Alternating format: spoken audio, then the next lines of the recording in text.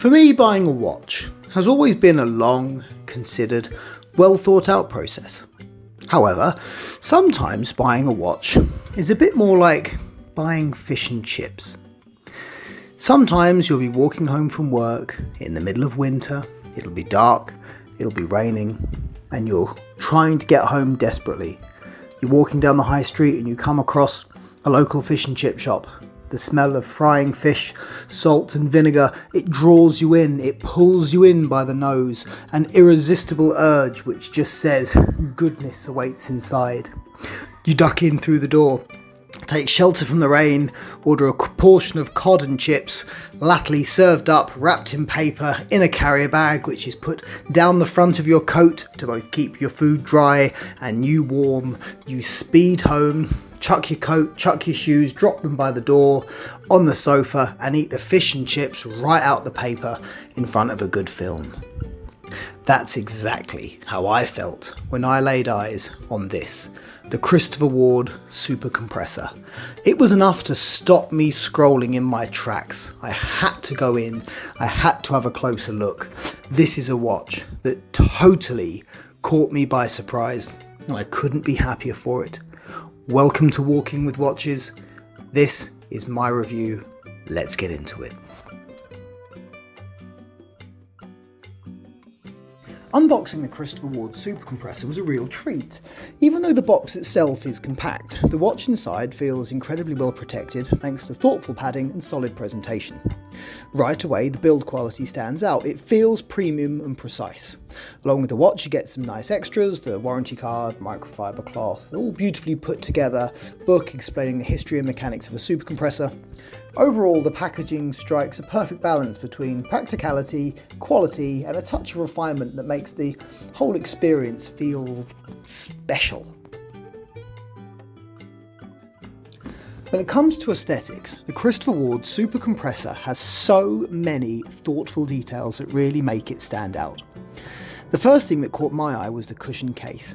It gives this watch this vintage-inspired presence, but with clean, modern lines that keep it versatile. It feels substantial without being bulky, and it is beautiful on the wrist, the kind of shape that gets noticed without shouting for attention. Then there are the orange accents, and honestly, this might be my favourite design choice. The minute hand, the second hand tip, the bezel pip, the super compressor text, and even the little details visible through the display case back, all perfectly colour matched. The consistency makes the orange pop against the rest of the dial, and it ties the whole watch together with a sense of deliberate design. Speaking of the dial, the blue, almost turquoise tone is stunning. It shifts with the light, sometimes leaning more towards a bold turquoise and other towards a richer blue. It gives the watch character and depth, and it makes those orange details really sing out. Around the dial you've got the white internal rotating bezel, which to me feels like a white wall tyre.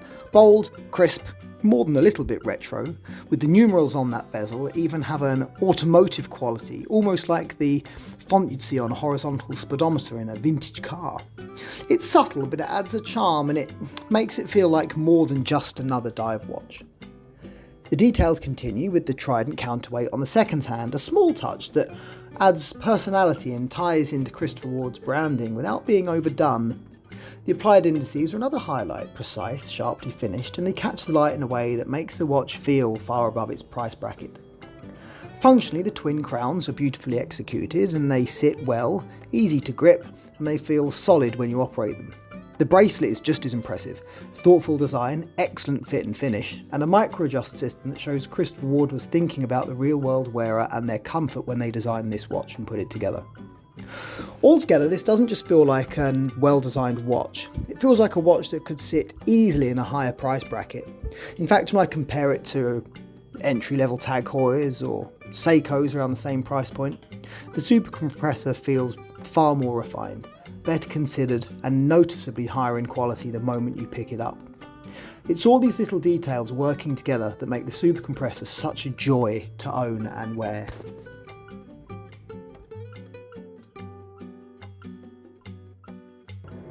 Whilst you're here, if you're enjoying this and you love your watches as much as I do, I'd really appreciate it if you hit that subscribe button. This channel is just a passion project. I'm not getting paid. I don't take myself too seriously. What I do love is respectful chat, genuine enthusiasm, and connecting with other watch lovers. So if you're happy and you'd like to support a small creator who's lost in the noise of the other big channels, your subscription would mean the world to me. Cheers. So, what exactly is a super compressor and how does it work? At its core, it's a clever case design, first developed in the 50s, designed to make dive watches more reliable under pressure. The idea is pretty simple, but it's actually pretty smart as well. Instead of using a fixed case back and gaskets that might weaken as you dive deeper, the super compressor case actually uses the water pressure to its advantage. How, I hear you ask? Well, the case back is spring-loaded. At the surface it's relatively loose, so you don't overstress the seals. But as you descend deeper, the water pressure builds, and that pressure pushes the case back tighter against an O-ring gasket, which makes the seal stronger the deeper you go. In other words, the watch becomes more watertight the further you dive. On top of that, as I've already mentioned, the super compressor is paired with twin crowns. One sets the time and the other controls the internal bezel. The bezel sits safely under the crystal, protected from knocks or accidental movement, which was a huge advantage for divers relying on the bezel to track their elapsed times. It's an ingenious blend of form and function, and this is what gives super compressor its almost forgotten but legendary legacy, an ingenious way of solving the watertight problem whilst blending it with aesthetic and form. Now, let's talk about the bezel action on the super compressor, because it is a little bit different to what you might be used to. So, conventionally, dive watches have an external rotating bezel, which you rotate with your fingers. This watch obviously has the internal rotating bezel, operated by the second crown. This gives a sense of separation, a bit of refinement because you're adjusting the bezel indirectly through the crown rather than gripping the bezel itself. It feels precise and protected and adds to the overall character of the watch. The bezel is ratcheted, which is reassuring, but it doesn't quite have the same crisp mechanical snap that you get with something like a Rolex Submariner or a Tudor Black Bay or an Omega Seamaster. Instead, there's a softer feel to the action, which means in practice it's possible to set the bezel in between its ratcheting points.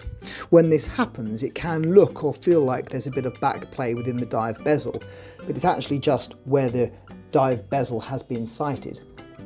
But here's the more important part, it's just an illusion. The bezel doesn't actually slip backwards past the previous ratcheting point. Once you've set it, it stays in place. You simply need to be a little bit more mindful about lining up cleanly with the marker that you want. After that, the system takes care of itself.